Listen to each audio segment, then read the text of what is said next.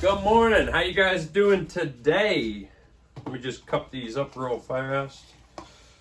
Got to ship some bugs this morning, but I wanted to make this little video, which I've actually been wanting to make for a little while now. So I'm going to title the video Small Business Problems, and I'm going to start by giving you a little story. It's actually a post I saw, I want to say it was about a year ago. Somebody had built a snake rack. I think it was either a snake or a rat rack, but the person built it and they were trying to sell it, and they built it specifically to sell it, and they were asking $200 for this rack. And one of the ladies in the comment says, I know how much you paid for materials. I'll offer you $100 for it, or $120 or something like that. And everyone was bashing her because how much he put into materials does not matter. The guy spent his time and experience, knowledge, and know-how to build something that not everybody knows how to build, and he was selling it for a profit. Well, the profit is not all profit. A lot of it went into his experience and time to actually build something that others could benefit from. Now, when you got a small business, it happens a lot where people will try to haggle you and try to get lower prices. And many times people say, to give lower prices, you're literally taking food out of your kids' mouths when you're lowering your prices to appease certain people. Now, before it even gets to that part of hurting the business owner or taking food out of their kids' mouths, you got to think of some other things. And I'm going to go on my own business as an example. Earlier this week, we received some crickets. Now, we buy crickets by the thousand. We do pay wholesale pricing. But I'll take that box of 1,000 and I will break them down into smaller cups of 100 plus. And I usually get about 6 cups per box, sometimes 7. However, in cases like this week, the first 6,000 crickets we purchased had probably about 60 or 70% of the crickets in the boxes were dead. Now, because I pay wholesale pricing and because of COVID and shipping and things like that, the company is not going to replace those crickets. So if they show up and they're all dead, that's my cost. I have to eat that. So if you come in and say, hey, I know you're only paying for your crickets, you might only be paying $5 a cup, but you're charging $7. Well, you got to take into account the price I pay for the cups, the price I pay for the lids, the time it takes me to cup them up, and that's just for the crickets. Besides that, for the Hermitage store as an example, our electric bill on average has been about $400 a month. Here, our gas bill is around $300 a month. We also use propane for the store and for the garage and the carport, which we're spending about probably $300 or $400 a month for during, the cold months. You also got payroll. You also have supplies. We go through about 56 bags of rat food every month. We go through probably 60 or so bags of bedding every month. There's just so many different costs. So if you happen to find out that, we bought a snake for $100 and we're selling it for $150, and you say, well, I'll give you $100 for it because it's what you paid. It's not just killing the profit, because the profit is not $50 on that snake. You have to take into account all of the things that goes into running a business. You're talking taxes, supplies and inventory that needs purchased, like I said, utilities, electric, and all that stuff. So it doesn't happen often because most of you already know how generous I am and how generous we are, and we love giving deals and we love hooking people up. But there are the occasional people that, I know how much you paid for this, so I want to pay you what you paid, or just a couple dollars more than that. Now, in business, I'm not buying stuff to sell at the same price I bought it at. If I did that, I would have to pay the electric bill, the gas bill, payroll, all of that out of pocket, and the business would have gone bankrupt 6 years ago, just a month after we started it. You know, so you got to understand, you got to take into account certain things. And the crickets, like I told you this week, I have a little video I'm gonna add to this.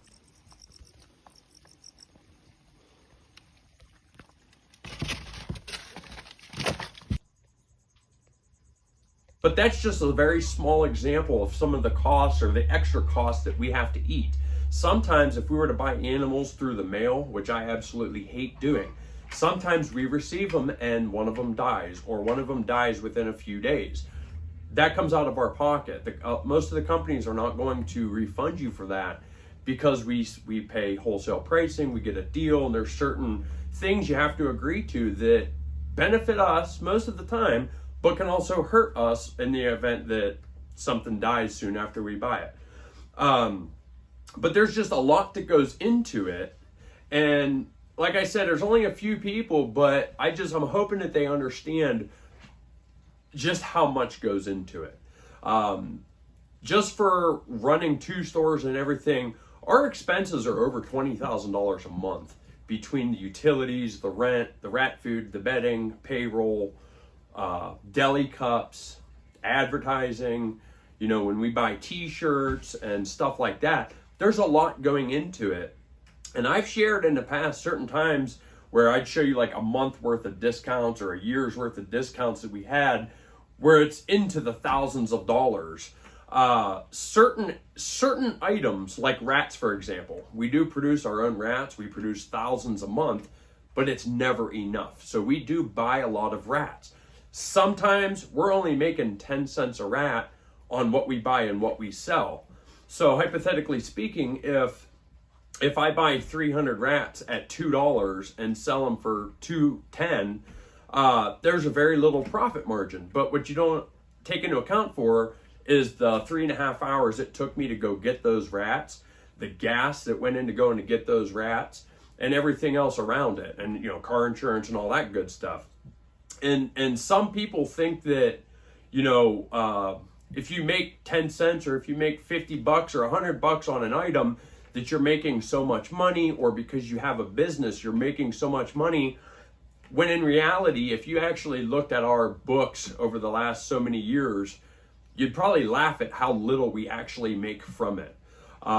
We actually pay ourselves very little just in order to grow and build the business, and hopefully one day build something that we can get a much better profit on.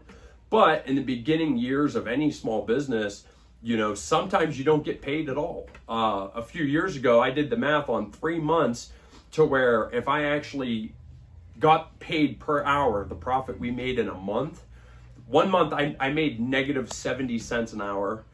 1 month I made like $1.15 an hour.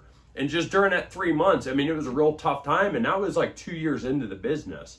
So you got to take into account before and after that, during the times where I've worked 2 or 3 jobs just to make this business happen and to make it what it is today, there's been a lot of sacrifice. There's been a lot of expenses and money paid and money borrowed and loans and interest and all that stuff that has gone into it. So anytime that you're looking to buy something from a small business and you think to yourself, I wonder if they'll take $50 less or $25 less on that, just think for a second of what goes into building that business and what you're really asking for. And you might think, well, we're just friends and it's just one sale, but it builds up. And, you know, we have hundreds and hundreds of customers. If I did $50 off for every customer or $5 off for every customer, you got to understand that that's many thousands of dollars. So I just want to, you know, share that with you a little bit, just for the few people who tend to always ask for deals. There's only so much we can do. And if we're spending, you know, $1,500 on snakes in order to resell them, I can't sell them for $1,500 because that's what I paid for them and still keep the business running. We have to make a profit, you know, and we do have friends and we do give deals to certain friends. Sometimes we just can't do that for every snake or every sale, because we do in fact need to make money in order to stay in business. So I just want to make this quick video just to explain that to you. Most people understand it, but like I said, there are a few people that will literally get mad because we cannot give them the deal that they're hoping to get. And it's sad to think about because most people understand. But for the few people that don't understand, it's just really sad to think about. And I'd say, you know, maybe just go shop at Walmart and, you know, do you think Walmart buys packs of toilet paper for the same price they sell them for?